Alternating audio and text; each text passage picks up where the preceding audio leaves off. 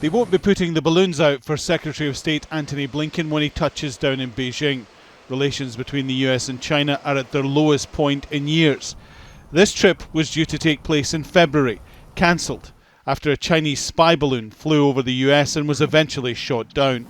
Intense competition requires sustained diplomacy to ensure that competition does not veer into confrontation or conflict.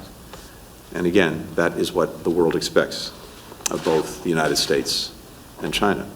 This trip is aimed at stabilising relations between the world's two biggest economies and strategic rivals. In recent weeks, the US has claimed a Chinese jet performed aggressive manoeuvres near a spy plane in international airspace, and that coming after a Chinese warship allegedly narrowly avoided a collision with a US destroyer in the Taiwan Strait. The trip is looking to set up systems to avoid similar incidents and to keep any reaction to just a war of words.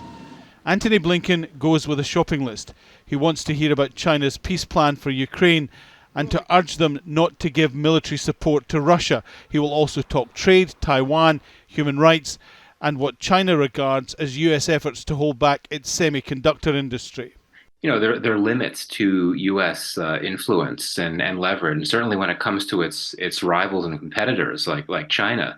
That indeed, even if the U.S. is hoping for a certain outcome, Beijing is going to be impelled by its own interests, which of course are oftentimes at odds with those of the United States. Joe Biden met President Xi at the G20 in Indonesia last year, their first face-to-face since Biden won the White House. Since then, China has said the US must stop interfering in China's internal affairs and stop harming its sovereignty, security and development interests in the name of competition.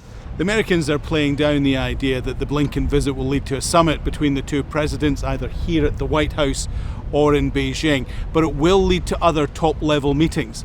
And that suggests that the tension between the two superpowers is easing, but not yet going away. Alan Fisher, Al Jazeera, at the White House.